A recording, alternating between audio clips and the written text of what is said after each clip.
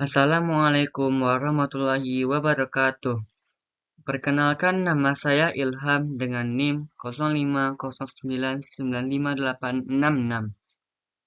Baiklah, saya akan mempresentasikan tugas tutorial 1 Pancasila yang berjudul Pelajaran dari Sejarah Pancasila bagi generasi muda. Di sini saya memilih fokus proses lahirnya Pancasila BPUPKI. Pendahuluan.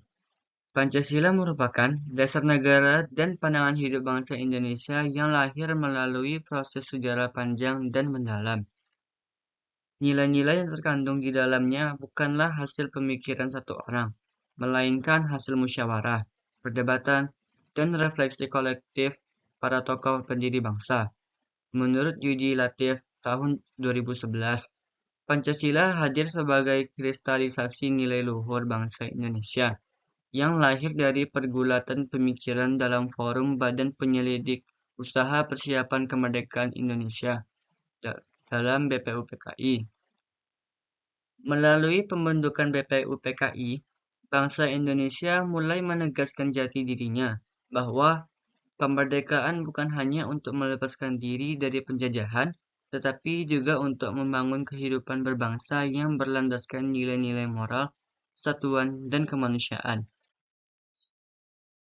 Sejarah dan proses lahirnya Pancasila melalui BPUPKI. BPUPKI dibentuk oleh pemerintah Jepang pada 29 April 1945 dengan tujuan mempersiapkan kemerdekaan Indonesia.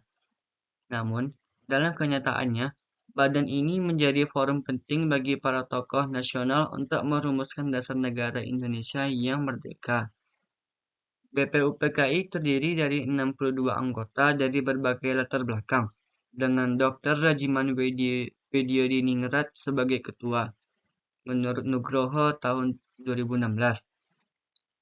Sidang pertama BPUPKI dilaksanakan pada 29 Mei sampai 1 Juni 1945 dengan topik utama mengenai dasar negara. Dalam sidang inilah 3 tokoh besar, Muhammad Yamin, Supomo, dan Soekarno menyampaikan gagasan mereka mengenai dasar filsafat negara yang ideal. Menurut Ansori pada tahun 2018, perdebatan dalam sidang tersebut memperlihatkan semangat intelektual dan nasionalisme tinggi, di mana setiap tokoh berusaha mengintegrasikan nilai-nilai budaya Indonesia dengan prinsip universal kemanusiaan. Tokoh dan gagasan utama dalam sidang BPUPKI. Yang pertama, Muhammad Yamin pada tanggal 29 Mei 1945. Yang kedua, Supomo pada tanggal 31 Mei 1945. Yang ketiga, Soekarno pada tanggal 1 Juni 1945. Menurut Muhammad Yamin, pada tanggal 29 Mei 1945, yang pertama, peri kebangsaan, yang kedua, peri kemanusiaan, yang ketiga, prinsip dasar, yang keempat, peri ketuhanan, yang kelima, kesejahteraan rakyat. Ia menekankan pentingnya nilai persatuan dan kesejahteraan sebagai ciri khas bangsa Indonesia. Dalam Yamin 1959. Secara tertulis, yang pertama, ketuhanan yang Maha Esa, yang kedua, kebangsaan persatuan Indonesia, yang ketiga, rasa kemanusiaan yang adil dan beradab, yang keempat, kerakyatan yang dipimpin oleh hikmah kebijaksanaan dalam permusyawaratan perwakilan, dan keadilan sosial bagi seluruh rakyat Indonesia. Supomo pada tanggal 31 Mei 1945. Supomo menekankan konsep negara integralistik di mana negara bukan kumpulan individu yang terpisah, melainkan kesatuan yang utuh dan saling melengkapi. Pandangannya menolak liberalisme barat yang menekankan kebebasan individu secara mutlak. Dalam Supomo dalam Latif 2011. Dalam pidatonya itu, beliau menyampaikan gagasannya mengenai 5 dasar negara Indonesia merdeka yang terdiri dari yang pertama, persatuan. Kedua, kekeluargaan. Ketiga, keseimbangan lahir dan batin. Keempat, musyawarah. Kelima, keadilan rakyat.